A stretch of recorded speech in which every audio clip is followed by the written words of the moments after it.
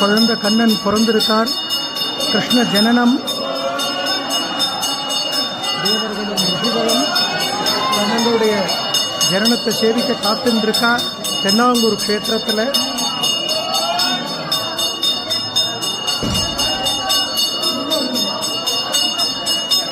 பூலோக வைகுண்டம் இந்த தென்னாங்கூர் க்ஷேத்திரத்தில் கிருஷ்ண ஜனனம் ஆயின்றிருக்கு. இரவு 12 மணிக்கு கண்ணனை நல்லா பிரார்த்தனை பண்ணிக்கோங்க.